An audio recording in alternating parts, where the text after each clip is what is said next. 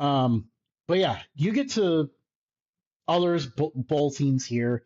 Some of the unexpected bowl teams. I think some teams that were kind of buried and lost in the preseason that no one really expected a lot of managed to make some bowl games. Northwestern is definitely the first one that comes to mind. I think entering the year, I mean, people were like, "Oh, well, if I dive into the team, there's some things I like about some of the guys they brought in, the coordinator change in the offense and stuff." But it was just like you look at their schedule and it was hard to find wins. And this team just found their way. A lot of people thought they were dead in the water after the opener against Tulane. Northwestern got smacked around by the Green Wave that day, but really, other than that, like Northwestern generally played some really good football. Winning against Penn State and sending that program into complete and utter disarray. Again, we'll talk about that a little bit later on, but that was a huge accomplishment. Northwestern was competitive in other games too. Like they hung with Illinois in the snow. They probably should have beaten Michigan, but let that game slip away. There was a lot to be proud of for the Northwestern Wildcats this year, so they're very happy for that team. Wake Forest is a team that also I don't think a lot of people expected to reach a bowl this year. Now, of course, if you listen to this show in the preseason, one of our guests from the Gridiron Uncensored podcast joined us for the ACC preview, and Trevor was very high on Wake Forest the hopes for Wake Forest to reach a bowl game. So, if you listen to that episode, maybe you were expecting this a little bit more than others, but yeah, Wake Forest with new head coach. Sure, the schedule kind of worked out in their favor a little bit, but no one expected them to be as good as they turned out being. And again, like ended up winning 8 games this year. That was a really good accomplishment for that program. And it's a program that had been struggling for a while too. I mean, Dave Clawson pretty much got burned out trying to keep this program at a high level with everything going on with NIL and everything. And Jake Dicker came in there and managed to really rally this team and find a way to make them really competitive. So definitely a huge shout out to Wake Forest on that.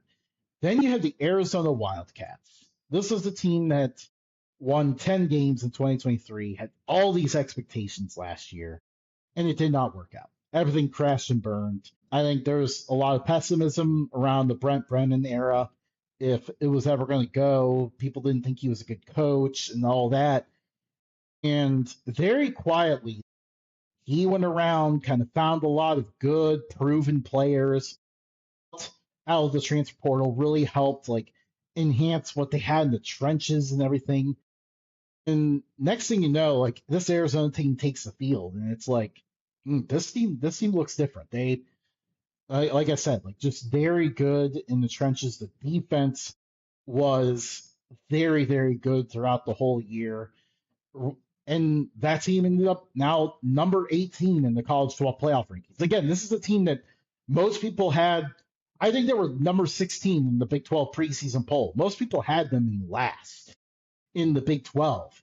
And here they are finishing the year number 18 in the college football playoff rankings, finishing 9-3. You look at what they did this year, like this team could have even done better. Special teams were the one thing that really weighed this team down. They let a home game against BYU slip away. They had the Iowa State game kind of go wrong after some early errors. Stuff like that was the only thing that really held Arizona back. So this team could compete with anyone they played. So very impressive season for the Wildcats. Definitely huge shout out to them.